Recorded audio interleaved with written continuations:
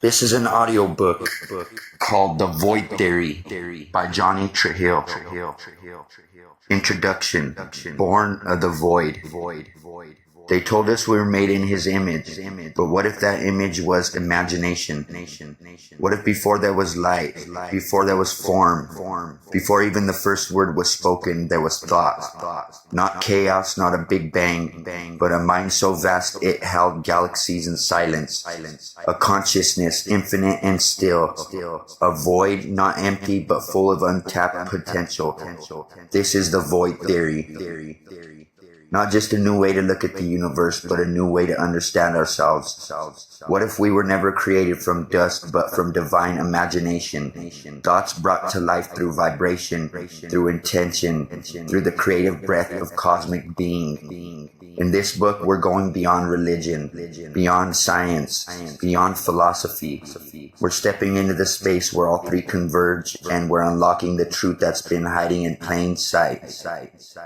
We are not accidents. We are echoes of thought, children of consciousness, beings born of the void. This isn't just theory, it's remembrance. If you've ever felt like there's more to this life, more to this world, if you've ever questioned what they told you, what you've seen, or even what you are, then you're ready. Let's go beyond the bang. Let's return to the beginning and remember what the world forgot. Chapter 1. The imagination of God. Before time existed, before space stretched across infinity, there was only the void, not a dark, empty nothingness, but an infinite potential, a blank canvas for creation, a space where all things were possible but not yet existed. In this void, there was consciousness, God. Not a distant deity sitting in judgment, but an all-encompassing mind, aware of its own infinite power, a force so creative it could shape reality with a thought.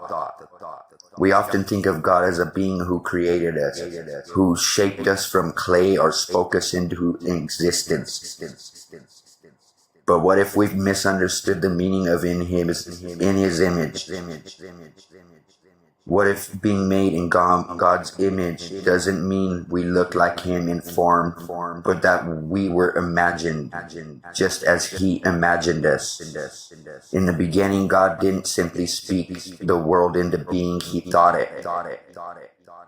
Thought is the birthplace of all creation. When God imagined the world, He didn't see a finished product. He saw potential. He saw the entire universe in the form of a thought, a divine blueprint that would unfold through time. And in that moment of imagining, reality was born. When God said, "Let there be light," He wasn't just issuing a command. He was manifesting the first vibration of existence. A word born of thought, carrying with it the seed of creation. The divine imagination worked through sound, through vibration, and through energy. The void became filled with all that could be. This isn't just a story of creation, it's a reflection of the way creation happens every single day. Every time we think, we are in a sense creating. Every time we speak, we release a piece of our imagination into the world. The divine force that started it all still flows through us. We are two products of thought, not just of physical creation, but of a deeper spiritual essence. And when we begin to understand this, we see that we are not just passive observers of the universe. We are active creators, just like the one who imagined us into existence. The imagination of God is not a concept that is locked away in ancient text. It's a living, breathing force that runs through every thought we have, every action we take. By unlocking this power, we step closer to understanding our true nature and the immense potential we hold to shape our own realities. Chapter 2. The power of thought. If creation begins with thought, then it's in our thoughts that we find the most profound power. God didn't just create the universe with a single thought. He created it from an eternal stream of consciousness, constantly thinking, imagining, and giving life to all that is. And as we are made in His image, we too are equipped with the same creative force, the same ability to bring things into being with our thoughts. But what does it mean to think as God thinks? What does it mean to tap into that kind of power? When we say that God thinks about us all the time, it's not just a comforting idea. It's a reflection of the constant active nature of creation. Every moment, God is aware of every detail, every vibration, every movement in the universe. His mind, limitless and vast, touches every particle, every being. And in the same way, we, though we are small compared to the divine, carry within us the ability to create our own reality through the thoughts we focus on. When we think, we begin to shape our world. When we speak, we release our thoughts into the universe, where they begin to take form. The creative power in our minds is no different from the divine spark that created the world. What separates us is simply our understanding of truth and how we choose to use it. In the physical world, everything we see is an extension of thought. Our homes, our cities, our inventions, they all began as ideas. But even more importantly, our emotions, our relationships are shaped by the thoughts we have about them. The life we lead is a reflection of the thoughts we've held most closely in our minds. What if you realize that every thought you have, no matter how small, has the potential to create? What if you could understand that your mind is not a passive receiver of thoughts, but an active creator, always shaping reality? The challenge isn't just in thinking, but in focusing. We are constantly bombarded with distractions, negative thoughts, fears, and doubts that pull us away from the power of focused attention. But when we learn to focus our thoughts, we align our minds with the divine flow of creativity. We unlock the ability to bring our dreams into being. This is the true meaning of being.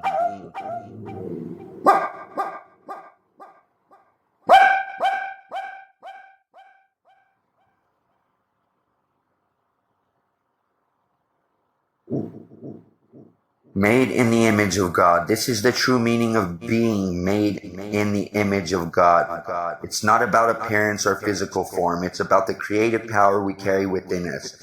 The ability to think and imagine things into existence. The more we understand this, the more we can use it to shape our world, not just as passive participants, but as active creators in the grand design of the universe. Chapter 3. Let there be vibration. Before there was matter, before there was even light, there was vibration. In the beginning, God imagined the universe, but imagination wasn't the final act of creation. He spoke, and in that spoken word, let there be, the thought transformed into vibration.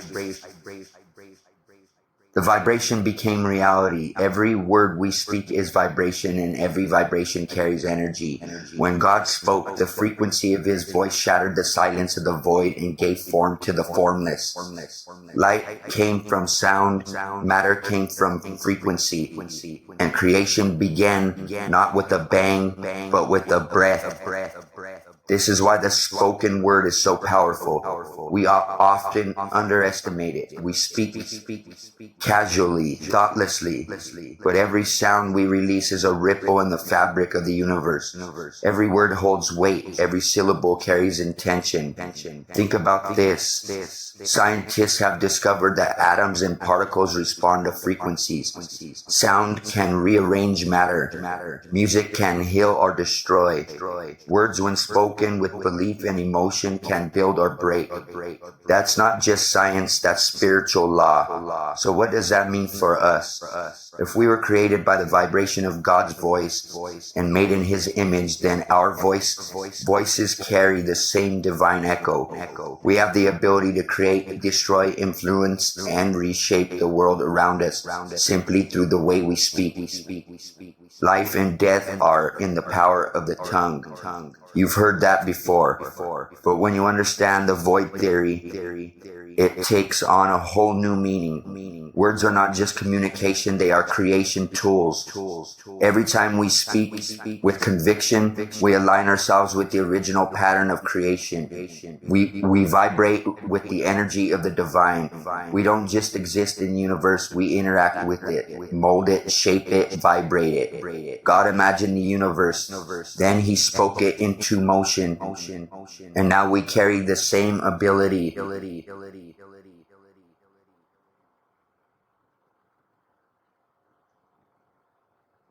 Your voice is power. Your words are the wand. And the moment you believe that, you step into your true role, not just as a person, but as a creator in the image of the Creator. Chapter 4. The language of energy. Everything is energy. Every thought, every sound, every feeling, it all vibrates. From the smallest atom to the farthest galaxy, everything in existence moves to a frequency. And if God imagined the universe and spoke it into being, then that creation didn't just come through words. It came through energy encoded in vibration. The real language of the universe is frequency, and the energy is the alphabet. When God said, "Let there be," He wasn't speaking English, Hebrew, or any human tongue. He was communicating through the purest form of language, energy, a resonance so powerful it carved galaxies into the void. A frequency so divine it sparks consciousness, form, time, and light itself. Words are just containers. What fills them, what gives them power, is the energy behind them. Two people can say the same phrase, but only one of them speaks with frequency that moves mountains. That's the difference between noise and creation, between talking and manifesting. The universe doesn't respond to what you say, it responds to how you vibrate. Emotion is the color of energy. Belief is the shape, and intention is the force that pushes it forward. When you think a thought, you generate a frequency. When you feel it deeply, you amplify that frequency. And when you speak it aloud with conviction, you send energy into the field of creation. That's how reality is shaped, not by coincidence, but by resonance. This is why gratitude changes your life, why fear attracts what you're running from, why love heals, why anger can destroy. They're all energies, and they all speak the same language the universe was born in. The language of energy is felt before it's heard. It's known before it's explained. And when you master it, you no longer chase reality, you create it. God imagined us, God spoke us, and now, as echoes of that original frequency, we speak back into the same void and co-create our lives with every vibe we send out.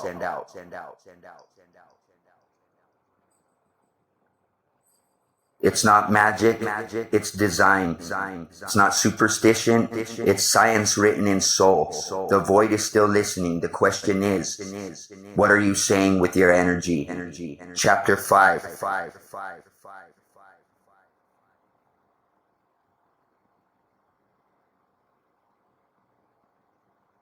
The feel of creation. If thought is the blueprint and vibration is the signal, then emotion is the feel that powers creation. God didn't just think us into existence, He felt us with love, with purpose, with intention. Every beat of the universe is pulsing with divine emotion, an eternal heartbeat that echoes through every galaxy, every soul, every second. Emotion is energy in motion. It's the part of creation that gives it life. You can think a thing, say a thing, even believe a thing, but until you feel it, you haven't birthed it. When God created the world, it wasn't done out of cold logic. It was an act of passion, of desire, of boundless love. That emotion is woven into the very fabric of creation. You can feel it in nature, in connection, in silence. That same emotional charge runs through us because we were made in the likeness of the source. Here's the secret. Your emotions are your power source. They don't just react to life, they shape it. Joy carries a high frequency, so does love. Fear and guilt, heavy vibrations, but all of them, positive or negative, are energy signals sent out into the field. And the field doesn't judge, it responds. So what you feel consistently, you begin to manifest. If you feel fear, you invite what you fear. If you feel gratitude, you attract abundance. If you feel unworthy, you block the blessings that are trying to reach you. Emotion is the divine spark that sets your thoughts on fire. It's what makes dreams real. It's what moves people. It's what moves energy. And when your thoughts, words, and emotions align, that's when you tap into true manifestation. That's when you're no longer drifting, you're designing. God didn't create us numb. He gave us feeling, not as weakness, but as a creative force. Don't run from your emotions, learn their language. Understand their flow, because behind every emotion is a message, and behind every message is a doorway to power.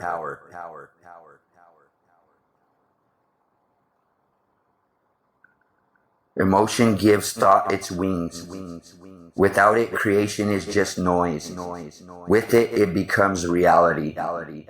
Chapter 6.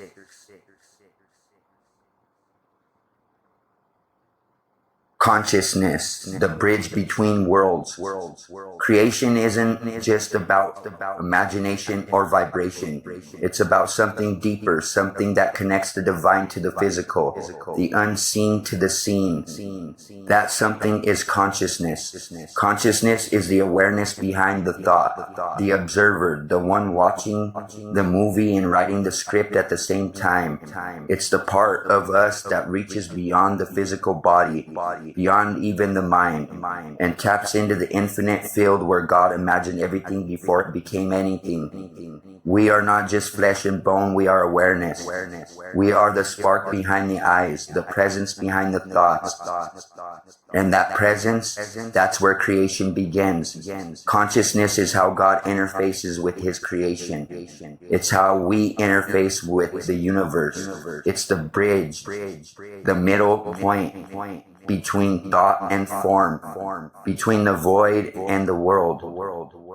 You ever get that feeling like you're watching yourself from outside your own body?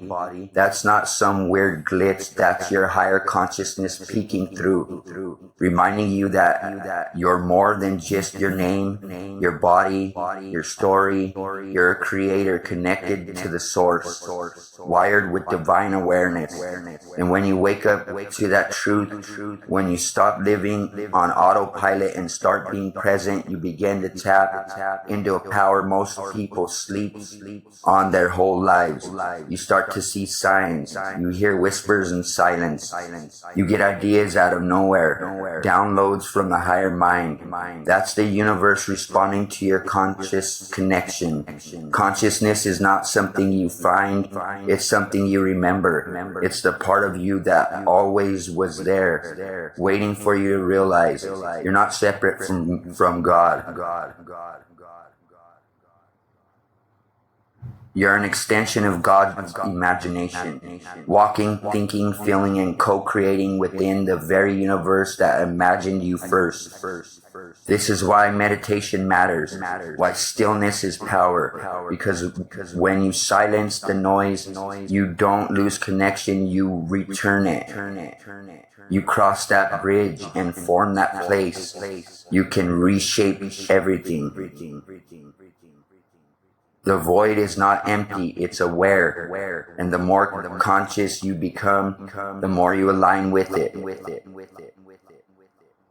You don't just exist in universe, you begin to consciously shape it. Chapter 7.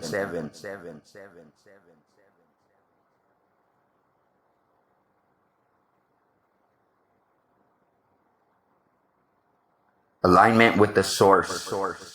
The source is always broadcasting, always creating, always flowing. The question is, are you tuned in? Alignment is the art of matching your frequency with the frequency of the divine. It's not about religion, rules, or rituals.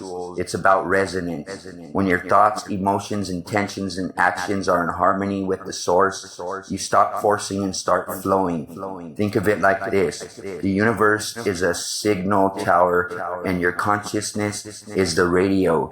If you're tuned to static, fear, doubt, ego, you miss the message. But if you dial into peace, love, trust, and imagination, you start picking up the clear signal of divine flow. God didn't create us to be disconnected. We disconnected ourselves through noise, distraction, resistance, and forgetting. But alignment isn't a destination. It's a decision. It's a decision made moment by moment. It's in the silence. It's in the gratitude. It's in the surrender. It's in those moments when your heart says yes before your mind even speaks. You don't need to climb a mountain to align. You just need to return to the truth inside you. You were made from the source, and when you remember that, you start walking with the source. And when that alignment locks in, that's when crazy things show up. Doors open without knocking. Ideas hit you like lightning. People show up at the right time. Life begins to reflect the internal shift. You don't manifest from hustle. You manifest from alignment, from trust, from awareness. From knowing that the same power that imagined galaxies also imagined you. Stay aligned, stay connected, because once you're in tune with the source, you don't just follow the path, you become the path. Chapter 8.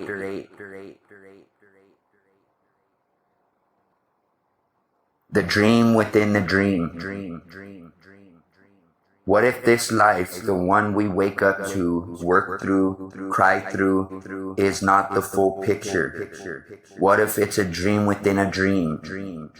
Not in a sense that it's fake, but in the sense it's a layer, a level, a canvas for something greater to express itself through us. That something, the source, God, the void, the creator, whatever name fits. And we are the brushstrokers in its masterpiece. This chapter is about perspective, stepping outside of the routine and realizing you're not just living a life, you're living in a divine imagination, a dream dreamt by the source, where you also carry the power to dream within it. Think about it. Dreams feel real when we're in them. They have emotions, colors, fear, joy, sensation. Then we wake up and say, it was just a dream. But what if one day we wake up from this and say the same thing? This isn't about dismissing life, it's about revering it. Because if this is a dream, it means you are a dreamer, and the dream responds to how you think, feel, and believe. Everything begins to shift when you see the world not just as solid, but as flexible, malleable. Like a lucid dream waiting to be directed by your awakened mind. And here's the twist. The more conscious you become, the more control you gain in the dream. You start shaping your reality with intention. You break free from cycles. You stop reacting and start creating. That's what God did. Dreamt the universe into being and placed the same spark inside you. So live like it. Walk like a dreamer. Speak like a creator. Breathe like a soul who's wide awake inside the most beautiful dream ever imagined. Because maybe the real purpose isn't to wake up from the dream. Maybe it's to wake up within it. Chapter 9.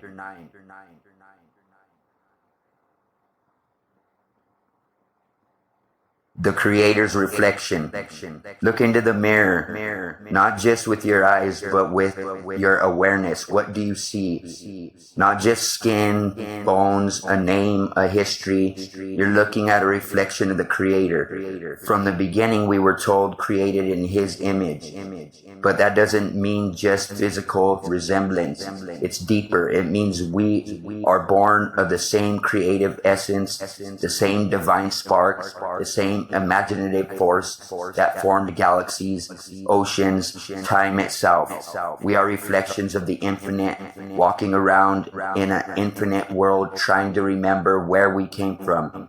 You see it when a child imagines a world that doesn't exist yet. You hear it in the voice of an artist pouring their soul into sound. You feel it in moments of silence when your spirit whispers, "You're more than this." The Creator imagined the universe and then imagined you, and in doing so gave you the ability to imagine your own words inside this one. We are mirrors, fragments of the divine staring back at itself. That's why our thoughts carry weight, why our emotions shape reality, why our words have power, because they echo the very process that created everything. You are not separate from the source. You are a spark of it, a living reminder that the Creator didn't stop creating. He just passed the flame to us. Every time you love, every time you imagine, every time you forgive, dream, create, rebuild, you're not just acting on your own. You're reflecting God in motion. So the next time you look in the mirror, don't just see yourself. See the universe staring back. See the potential of galaxies behind your eyes. See the reflection. Remember, you are what the Creator looks like when He dreams in human form. Chapter 10.